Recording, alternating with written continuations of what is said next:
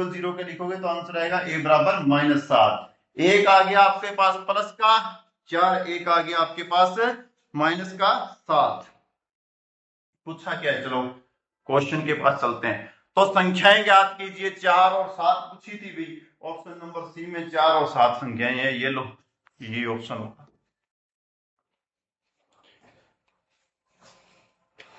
एक सेकंड, एक संख्या 4 है, दूसरी संख्या 7 हो जाएगा यहां रखोगे तो, क्योंकि वहां से एक बात दिमाग में रखना, मैंने गलती कर दी है, नेगेटिव की संख्याएं यूज नहीं होती, पॉजिटिव का ए ही लेके चलोगे। 4 वापिस जो आपने माना है, क्या माना था, पहली संख्या 4 मानी थी, तो दूसरी संख्या 3 जुड़ के आएगी, 4 में 3 जोड़ देना 7। ऑप्शन नंबर सी आपका आंसर होगा। बड़ा शानदार क्वेश्चन है भाई। दो संख्याओं का एचसीएफ और एलसीएम क्रमशः 60 और 420 है। यदि पहली संख्या 2 से विभाजित किया जाता है तो उसका भागफल, क्या बात है, 60 है तो दूसरी संख्या बताओ। क्वेश्चन बड़ा शानदार है। अभी पहली संख्या को यदि आप 2 से विभाजित करते हैं तो उसका भागफल 60 है तो दूसरी संख्या बताओ। क्या शानदार है। पहली संख्या अपने मान लेते हैं ए, क्या मानी, ए। तो फॉर्मूला क्या होता है जी, भाज्य भाई साहब जो होते हैं ना, वो आपके बराबर होते हैं भाजक, जो बराबर होते हैं किसके, भाजक गुना भागफल प्लस शेषफल। शेषफल इसमें दिया नहीं है इसलिए 0। भागफल क्या दे रखा है, 60, और किससे भाग देना है, 2 से। संख्या क्या आनी चाहिए, ए, इसका मतलब ये नंबर क्या आना चाहिए, ए बराबर क्या आ गया आपके पास 120। इसका मतलब एक संख्या आपके पास 120 आ गई। और एलसीएम और एचसीएफ दे रखा है, क्वेश्चन यही सोल्व हो जाएगा इतनी सी जगह के अंदर। पहली संख्या ए, दूसरी संख्या बी, बराबर एलसीएम गुना एचसीएफ। ये फॉर्मूला होता है भाई, पहली संख्या दूसरी संख्या को गुना एलसीएम एचसीएफ। एलसीएम एचसीएफ क्या दे रखा है भाई, आपके पास दे रखा है 420 गुना 60, और ये पहली संख्या 120। बी आपके पास नहीं है, बी आपको निकालना है। 420 गुना 60 के अंदर किसका भाग दे दो, 120 का। 0 से 0 काटो, 6 का यहां करो 2, और 2 से इसको काटो तो कितना हो जाएगा 210। कौन सा आंसर है, डी नंबर ऑप्शन है। क्या शानदार क्वेश्चन था भाई।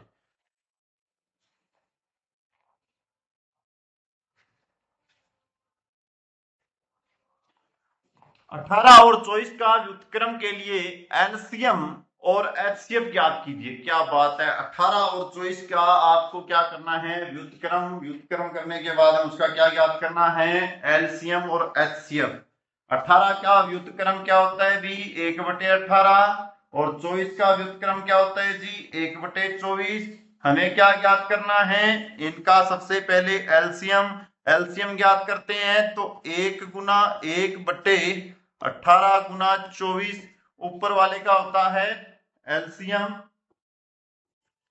और पैरों का होता है एचसीएफ। तो देखो आराम से, एलसीएम तो एक का एक ही आएगा। 18 और 24 में यदि आप दिमाग लगा के चेक करोगे तो 6 तिया 18, 6 चौका 24, समान क्या दिखाई देगा भाई, दोनों में कॉमन क्या मिलेगा। यहाँ देखो 3 गुना 6, 6 तिया 18, 6 गुना 4, 6 चौका 24। एचसीएफ में कॉमन नंबर लेते हैं तो क्या आएगा 6। 1/6 कौन कौन से आंसर में है, 1/6 इसमें भी है भी, इसमें भी नहीं है, इसमें है, इसमें भी है। 2 ऑप्शन कटे गए। इसके बाद में निकालना है हमें एचसीएफ। एचसीएफ जब भी इन दो संख्याओं का निकालते हैं तो क्या करते हैं, ऊपर वाले का तो निकलेगा एचसीएफ, पैरों वाले का निकलेगा एलसीएम। चेक करो किसका, 1 गुना 1 का तो निकलेगा एचसीएफ, मतलब 1 आएगा ही आएगा। उसके बाद में 18 24 का क्या निकलेगा एलसीएम, जो कि अगले पेज पे बता रहा हूं मैं आपको।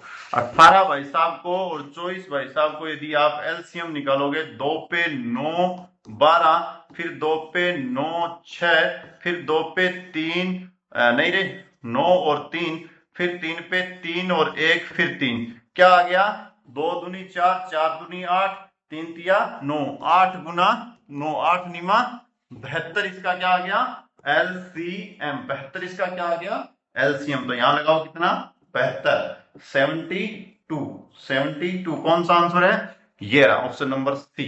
तो आपका एचसीएफ है जो निकल रहा है वो तो निकल रहा है 1/72 और एलसीएम निकल रहा है 1/6। ये भी बहुत अच्छा क्वेश्चन है, शानदार क्वेश्चन है आपका, बहुत ही शानदार क्वेश्चन।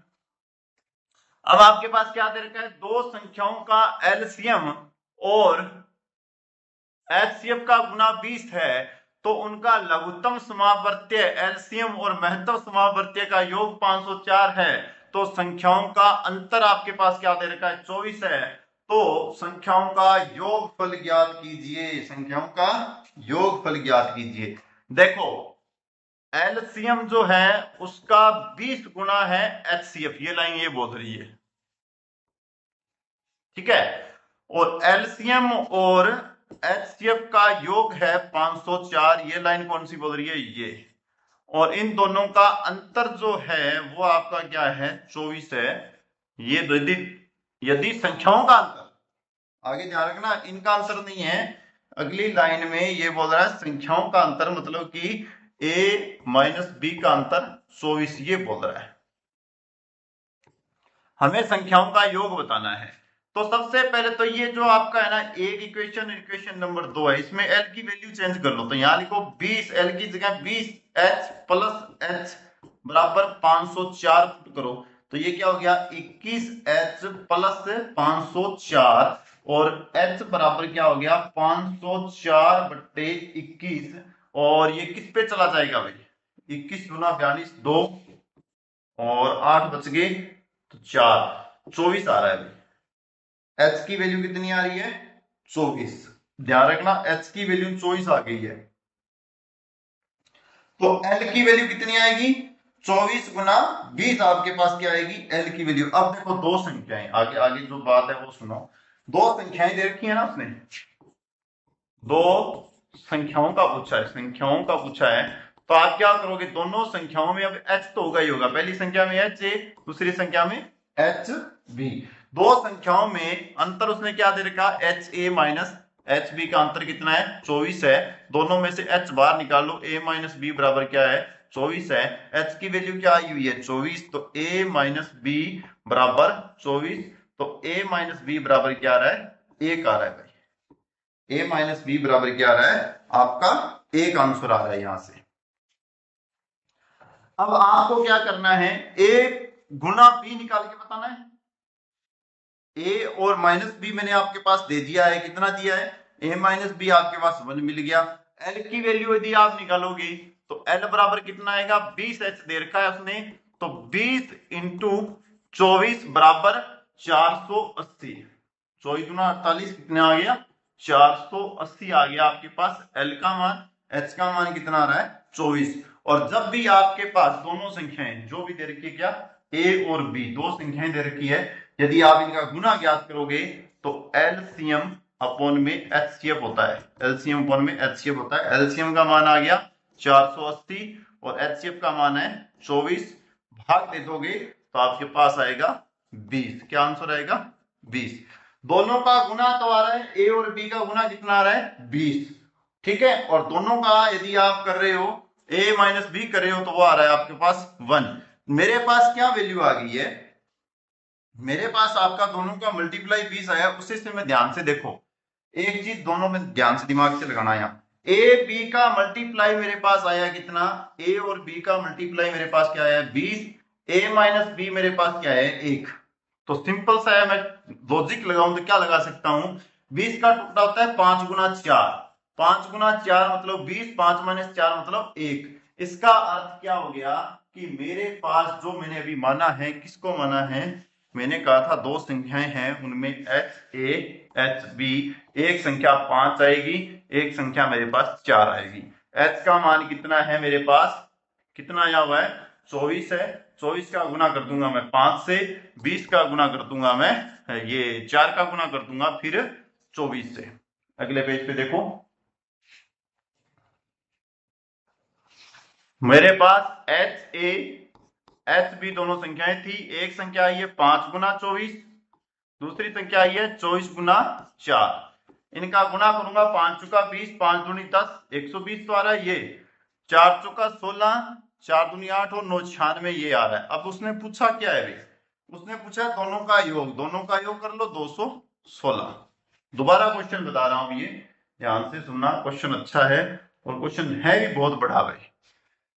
आंसर ये आ रहा है, क्या बोल रहा है दोनों क्वेश्चनों में से, आगे एक सिंपल पेज एक अलग ही पेज पे दोबारा बता देता हूं मैं। क्या बोल रहे हैं, एल जो है वो 20H है, ये उसमें दिया हुआ है। दोनों का एल और एच का योग उसने 504 दे रखा है। आप इसमें 20 की एल की जगह 20H पुट करोगे ना, और ये H लगाओगे और 504 करोगे तो आपके पास 21H आएगा, जिसमें 504 का भाग दोगे तो H की वैल्यू 24 आएगी। यहां तक आपको कोई प्रॉब्लम आने वाली नहीं है, सिंपल से सोल्व हो रहा है। अब दो संख्याएं जो मानोगे ना, उन दोनों में H तो होगा ही होगा, पहले में भी H होगा, दूसरी में भी H होगा। दोनों का अंतर जो दे रखा है वो भाई साहब जी आपके पास 24 दे रखा है, तो H की वैल्यू आपके पास पहले से 24 है, तो A माइनस बी आपके पास क्या आ रहा है, 1, क्योंकि दोनों में से कॉमन यदि आप H बाहर लोगे, A माइनस बी लगा के क्या करोगे 24, और H की जगह 24 पुट करोगे, 24 से 24 कैंसिल हो जाएंगे। अब एक टेक्निक तो ये है कि दो कोई ऐसी संख्या मान लो, जैसे यहां से यदि आप कोई भी दो संख्या मानोगे तो 5 माइनस 1 कितना आ रहा है, 1।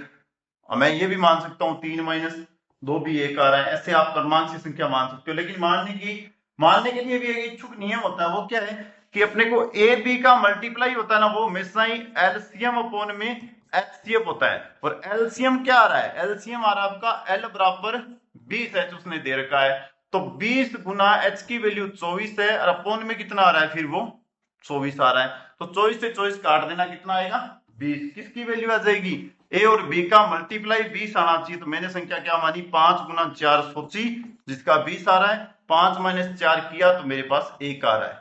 अब मुझे क्या बताया हुआ है, स्ट्रक्चर ये कह रही है कि दोनों में H होना चाहिए, पहले में भी H दूसरी में भी H, तो 5 के साथ मैंने 24 का गुना कर दिया, और फिर 24 का गुना कर दिया मैंने 4 के साथ, इसका 96 आ रहा है, उसका 120 आ रहा है, दोनों को जोड़ोगे तो कितना आ जाएगा, 216 आपका आंसर आ जाएगा। बहुत अच्छा क्वेश्चन है भाई। ये जो क्वेश्चन है जिसमें दे रखा है कि क्या दे रखा है, दो संख्याओं का एलसीएम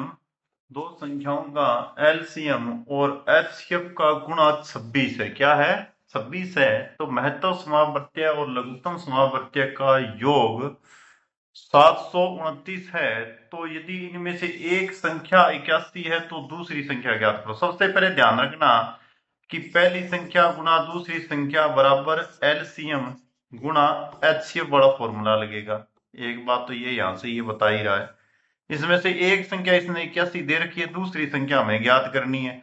एलसीएम एचसीएफ का रिश्ता दे रखा है, रिलेशन दे रखा भी क्या है, बोल रहा है कि एलसीएम जो भाई साहब है वो आपका 26 गुना है एचसीएफ के, एक रिश्ता तो ये दे रखा है। दूसरा रिश्ता क्या दे रखा है, एलसीएम और एचसीएफ का योग दे रखा है 729, तो एल की जगह वैल्यू रखो, क्या रखी जाएगी 26, तो 26H प्लस H बराबर 729, दोनों का योग 27H बराबर 729, तो H का मान यदि आप भाग दोगे 729 में 27 का भाग दोगे तो 27 गुना 27 729 होते हैं, तो इसका मतलब H की जो वैल्यू आई है वो आई आपके पास 27, और कलर चेंज कर लेता हूं 1 मिनट में, L का जो मान आया है वो 26 गुना 27 आया। फॉर्मूला क्या कहता है, फॉर्मूला कह रहा है कि एक संख्या A हो दूसरी संख्या B, एक संख्या 81 है दूसरी संख्या है नहीं, एलसीएम जो है वो क्या है आपके पास 26 गुना 27 है, एचसीएफ जो कितना है आपके पास सिर्फ 27 है, सिर्फ वैल्यू निकालनी है। अगले पेज पे चलो, क्या कह रहा है, पहली संख्या गुना दूसरी संख्या बराबर एलसीएम गुना एचसीएफ। एचसीएफ निकला था 27, एलसीएम क्या है, एलसीएम 26 गुना एच है, अर्थात 26 गुना 27 है। ये मान पहला मान क्या दे रखा है 81, बी की वैल्यू ज्ञात करनी है, तो बी बराबर 26 गुना 27 बट्टे 81 मतलब 9 गुना 9, 9 तिया 27 मतलब 3, 9 तिया 27, 3 3 तिया 9, 26 का 9 से गुना कर लो, 9 छिका 54 का 4, 9 दूनी 18 और 5 कितने हो गए 23। 234 आंसर आ रहा है। कौन सा आंसर मिलेगा? बी नंबर ऑप्शन है। इससे पहले वाला क्वेश्चन भी कुछ ऐसा ही था और ये आपका सेकंड क्वेश्चन है। अच्छा क्वेश्चन है, ध्यान से देख लो, बहुत अच्छा क्वेश्चन है ये।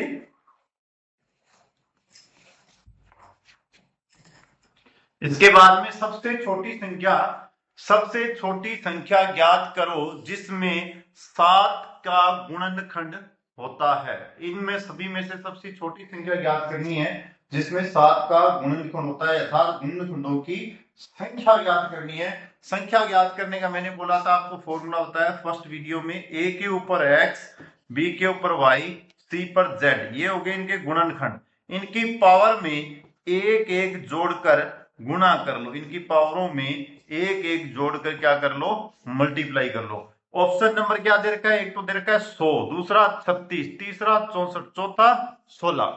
100 का फैक्टर करो तो क्या आएगा? 2 से 50, 2 पर 25, 5 पर 25, 5 एकम 1, अर्थात इसके जो गुणनखंड आएंगे वो आएंगे 2 की पावर 2 गुणा 5 की पावर 2।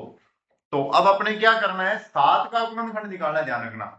तो सिर्फ 7 ही निकालना चाहिए। इसको चेक कर लेते हैं 7 के साथ। इसके ऊपर पावर कितनी है? 2, इसके ऊपर पावर कितनी है? 2, एक एक बता दो। 2 प्लस 1 गुणनखंडों की संख्या निकल जाएगी। 2 प्लस 1 कितने? 3 गुणा 3 कितने हो गए? 9। संख्या कितनी आ रही है? 9। निकलने कितनी चाहिए थी? 7। इसका मतलब ऑप्शन नंबर ए आपका नहीं है। अब नेक्स्ट पेज पे चेक करके आते हैं अपने किसको, 36 को। 36 को भी नेक्स्ट पेज पे तो क्वेश्चन है, यहीं क्लीन करके चेक कर लेते हैं अपने। ये फॉर्मूला मैंने बता दिया है, क्लीन कर रहा हूं यहां से बोर्ड। अपने 36 को चेक करते हैं पूरा बोर्ड साफ करके। इसका 39 आंसर आ रहा है। किसका? Option number A. देखो क्वेश्चन के अंदर क्वेश्चन डाला हुआ है, बहुत बड़ा क्वेश्चन है ये। 36 का विभाजन करो 2 से। 18, 2 पर 9, फिर 3 पर, फिर 3 पर। इसका मतलब इसके भी क्या आएंगे? 2 की पावर 2, 3 की पावर 2। पावरों में एक एक जोड़कर गुणा कर दो, पावरों में एक जोड़कर गुणा कर दो। 3 गुणा 3 कितना आ रहा है? 9। कितना आना चाहिए था? 7। ये भी नहीं है। अब अपने बात करते हैं भी 64 का तो नहीं आएगा, क्योंकि हो सकता है 64 का भी आ जाए, पर अपने 64 पे भी चेक कर लेते हैं पहले। 2 पर कितना आ रहा है? 3 और 2, 32 गुणा 64, 2 पर 16, 2 पर 8, फिर 2 पर 4, 2 की पावर 2, 2 की पावर 1। कितने दुए आ गए भाई? 3 3 6, मतलब 2 की पावर 6। पावर में एक जोड़ दो, वो आंसर आएगा कितना? 7। इसका मतलब कौन सा आंसर आ गया? 64 वाला, जो नहीं लग रहा था भाई वही आंसर आ रहा है। गुणनखंडों की संख्या ज्ञात करनी हो तब अपने जो गुणनखंड निकालने हैं उनके ऊपर पावर आ जाए, उनकी संख्या जो काउंट करेंगे उनके नंबर्स में एक जोड़कर मल्टीप्लाई कर दो। जैसे कि एक और क्वेश्चन है, इसमें 16 बचा हुआ, उसको और बता देता हूं आपको मैं। 16 के सबसे पहले फैक्टर करो, 4 अरे 8, फिर 4, फिर 2, फिर 1, मतलब 2 की पावर कितना आ रहा है? 4। 4 जो पावर है उसमें 1 बढ़ा दो, कितना आ जाएगा? 5। इसका आंसर कितना आएगा? 5। तो कौन सा ऑप्शन है? ऑप्शन नंबर सी है, 64। नेक्स्ट क्वेश्चन क्या दे रखा है? यदि P वह सबसे बड़ी संख्या है, सबसे बड़ी संख्या है जिसमें 60, 150 और 285 को विभाजित किया जाए तो प्रत्येक दशा में समान शेष बचता है, तो P के अंकों का योग। समान शेष के लिए मैंने आपको बताया है कि इन संख्याओं को बड़ी संख्या में से क्या कर लेते हैं? घटा लेते हैं भाई। क्या कर लेते हैं? घटा लेते हैं। तो करो क्वेश्चन को, कैसे करोगे? बड़ी संख्या क्या है? 285। 285 में से पहले क्या घटाएंगे? 150। फिर 285 में से क्या घटाएंगे? 60। फिर क्या करेंगे? 200 150 में से क्या कर देंगे? 60 घटा देंगे। दोबारा सुनो, ए बड़ी संख्या है, फिर छोटी संख्या बी है, फिर छोटी संख्या सी है। तो आप क्या करोगे? ए माइनस बी, ए माइनस सी और बी माइनस सी। इनका जो आंसर आए, जो इनका आंसर आए उनमें डायरेक्टली आपको एचसीएफ दिख सकता है। फिर भी HCF ना दिखे तो इनको अलग अलग सोल्व करके XYZ को आप HCF ज्ञात करो। ये क्वेश्चन मैंने पहले बता दिया है, इससे पहले ये क्वेश्चन आ चुका है। घटाओ, ये 150 था भैया, ध्यान रखना। 150 में से घटाओगे तो 5 और 8 में से जाएंगे 3, क्या 135 बचेंगे? हाँ जी 135। 60 घटाओगे तो कितने बचेंगे? 225। और ये दिए घटाओगे तो कितने बचेंगे? 90। अब आप इन सभी का अलग अलग गुणनखंड ज्ञात करो। 135 का सबसे पहले गुणनखंड ज्ञात करोगे, किस पे जाएगा? 3 पे। 4 तिया 12, 5 तिया 15, फिर 5 पे 9, फिर 3 पर, फिर 3 पर 1। ऐसे भी हो सकता है, 3 3 5 5 भी कर सकते हो। उसके बाद में दूसरी संख्या क्या है? दूसरी संख्या है आपके पास 135 के बाद में 225 और फिर है 90। 225 का सबसे पहले किससे करें? 3 पे। 7 तिया 21, 7 तिया 21, 5 तिया 15, फिर 3 पे कर लो। 3 दूनी 6, 5 तिया 15, फिर 5 पे और फिर 5 के ऊपर जाएगा भाई। उसके बाद में अपने पास कौन है? 90 भाई साहब है, उसका भी अलग अलग कर लो। 90 का 2 पर 45, फिर 3 पर 1 और 5, फिर 3 पर 5, फिर 5 पर 1, ऐसे भी हो जाएगा। इनमें सबसे पहले हमें क्या करना है? नंबर्स को चूज करना है। इनमें सभी में HCF ज्ञात करना हो तो सबसे पहले कॉमन नंबर देखा जाता है। क्या 3 इसमें भी है, 3 इसमें भी है, 3 इसमें भी है, तो क्या आ गया? एक तो 3 आ गया। उसके बाद में 5 भाई साहब इसमें भी है, 5 भाई साहब इसमें भी है, 5 भाई साहब इसमें भी है, तो एक 5 आ गया। उसके बाद में 3 भाई साहब यहां भी है, 3 यहां भी है, 3 यहां भी है, तो एक 3 आ गया। इसके बाद में ये 3 यहां से शुरू किया मैंने, लेकिन इसमें 3 नहीं है, कॉमन नहीं आ सकता, आगे कुछ भी नहीं है, तो ये हो गया 3 गुना 3 9, 9 का 5 से 45। तो HCF कितना आ रहा है आपके पास? 45। तो आंसर में क्या पूछा हुआ है? आंसर में पूछा हुआ है कि तो P के अंकों का योग, मतलब कि जो आंसर आपके पास 45 आया है उसके अंकों का योग 4 + 5 करके देखो क्या आ गया? 4 और 5 9। शानदार क्वेश्चन है। अभी अब की बार ये एग्जाम में मिलेगा, किसी ना किसी एग्जाम में जरूर मिल सकता है, चाहे वो हरियाणा आपकी डी ग्रुप हो। चलो आगे। 12 मीटर लंबी 8 मीटर चौड़ी एक कमरे के फर्श को अधिकतम संभावित क्षेत्र वर्गाकार डिजाइन जो है से सजाया जाना है, तो आवश्यक वर्गाकार डिजाइनों की संख्या बतानी है, अभी अधिकतम बतानी है। ध्यान से सुन लो। 12 और 8 के अंदर हमें अधिकतम डिजाइन बताने हैं, तो सबसे पहले अधिकतम बताना होता है, क्या निकालना होता है? HCF। तो 12 और 18 का HCF निकालो। 12 में निकालेंगे 2 पर जाने पर 6, 2 पर गया तो 3, 3 पर जाने पर 1। 8 का यदि आप निकालोगे 2 पर 4, 2 पर 2, 2 पर 1। कॉमन नंबर देखो, एक तो 2 सब में कॉमन है, फिर एक 2 कॉमन है, तो क्या आ गया? 2 गुना 2 कितना आया? 4। आंसर क्या है? 4। ये अधिकतम के लिए हमें HCF देखना होता है। अधिकतम के लिए हमें क्या देखना होता है? HCF। अगला क्वेश्चन क्या दे रखा है? सबसे बड़ी वर्गाकार टाइल की भुजा की लंबाई क्या होगी? भुजा की लंबाई क्या होगी जिसका 13.92 मीटर लंबी है, 5.22 मीटर चौड़ी टाइल है, कि फर्श बनाने के लिए किया जाएगा? हमें 13.92 और दूसरी क्या दे रखी है? 5.22। इन दोनों को हमें क्या करना है? HCF निकालना है भाई।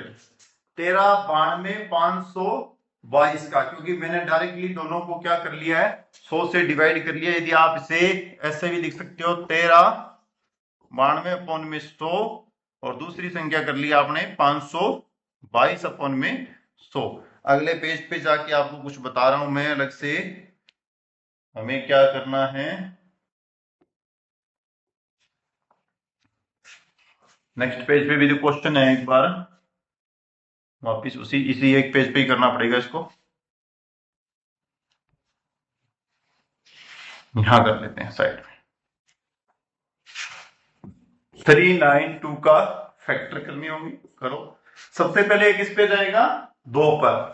2 पर जाएगा तो 6 दूनी 12, फिर आएगा 9 दूनी 18, 6 दूनी 12, फिर ये जाएगा 2 पर 3, 4 दूनी 8, और उसके बाद में आ रहा है आपका 8, 8 दूनी 16, फिर जाएगा 2 पर 1, 7, और 7 दूनी 14, और यहाँ आ गया 4, फिर 2 पे जाएगा 8 दूनी 16, 7 दूनी 14, 87। अब आप बताओ भी 87 किस पे जाएगा, 87 आपका जाएगा 3 पर, 3 पर 6, 9 दिया 27, और 29 का आप डायरेक्टली 29 लिख दो, कोई दिक्कत वाली बात है ही नहीं। यदि आप 29 का कर रहे हो तो 29 पे ही चला जाएगा। इसके बाद में आपको करना है 522 का। 2 पे गुणनफल जाएगा, दिया आ जाएगा 2 दूनी 4, 6 और 1 2, 1 1। अब देखो 261 किस पे जाएगा भाई, 261 3 पे चला जाएगा, 3 पे जाएगा तो 8 तिया 24, और 2 7 तिया 21, ठीक है जी 87 आ रहा है। फिर 3 पे जाएगा, फिर 29, 29 किस पे जाएगा, 29। कॉमन नंबर देखना है इसमें, सबसे बड़ी बात क्या है, कॉमन नंबर क्या है, ये 29 है, 29, ये 29 कॉमन है। सबसे पहले तो एचसीएफ निकालने के लिए हमें कॉमन नंबर देखना है, तो एक तो आ गया 29, दूसरा 3, ये रहा एक 3, ये रहा एक 3, एक आ गया 3, उसके बाद में और क्या आ रहा है भाई, और कुछ नहीं आ रहा है, एक ये 2 आ रहा है, ये 2 ले लो, एक ये 2 आ रहा है, मतलब कि 6 का गुना कर लो आप 29 से, तो 9 छिक्का 54, 5 बच गए, 6 दूनी 12 और 5 9, 94, 194 बटे क्या आ जाएंगे 100, तो 100 का डिवाइड कर लेना, हमें क्या निकालना है, एचसीएफ, पैरों में हो जाएगा एलसीएम, पैरों में आ रहा है आपका 100, ऊपर आ रहा है 194, डिवाइड करोगे तो क्या आ जाएगा आपका 194 आ रहा है ना, 6 दूनी 12 और 5 17, 174 आ रहा है भाई, यहाँ गलत तो बोल दिया मैंने, 174। 174 में यदि आप 100 का डिवाइड करोगे तो आपके पास आंसर आएगा 1.74। कौन सा आंसर है, 1.74। 1 तो आपका मीटर में और 74 आपका सेंटीमीटर में। कौन सा ऑप्शन, ऑप्शन नंबर सी आपका आ रहा है। एक बात और बता रहा हूं मैं आपको, जब भी कोई संख्या a अपॉन में b और c अपॉन में d और e अपॉन में, जैसे कि कोई e अपॉन में कुछ भी f है, तो ऊपर वाली संख्याओं का यदि हमें एचसीएफ लेना है तो ऊपर से एचसीएफ निकलेगा, नीचे वाली संख्याओं का एलसीएम निकलेगा, यह नियम लगाया मैंने। अब एक साथ पांच घड़ियां बजना शुरू करती है, यदि उनमें 3, 6, 12, 15, 18 सेकंड के अंतराल पर बजती है, तो 9:58 पर वो वापिस बजती है, तो पुण्य वो कितने बजे एक साथ बजेगी, पुण्य वो कितने बजे एक साथ बजेगी, 3, 6, 12 और 15 और 18 एक साथ लेने के लिए एलसीएम किया जाता है। तो 3 का जाएगा सबसे पहले 2 पर, 3, 3, 6, 15, 9, फिर जाएगा 2 पर 3, 3, और फिर 3, 15, 9, फिर जाएगा 3 पर 1, 1, 1, 5, 3, आगे 5 और 3 पे जाएगा, गुणा कर लो, 2 दूनी 2 गुणा 2 गुणा 3 गुणा 3 गुणा 5, तो ये देखो 5 दूनी 10, 3 तिया 9, 9 दूनी 18, 180 सेकंड आई है, ध्यान रखना, ये 180 सेकंड आए हैं। 180 सेकंड मतलब कितनी मिनट, 3 मिनट। 1 मिनट में 60 सेकंड होते हैं, 180 को 60 से डिवाइड करोगे तो कितनी मिनट, 3 मिनट आ गई आपके पास। 3 मिनट आप 9:58 और 45 सेकंड में 3 मिनट यदि आप जोड़ोगे तो 10 बजकर कितनी मिनट, 1 मिनट 45 सेकंड आपका आंसर आ जाएगा। कौन सा आंसर है, ऑप्शन नंबर बी आपका आंसर है। ओके।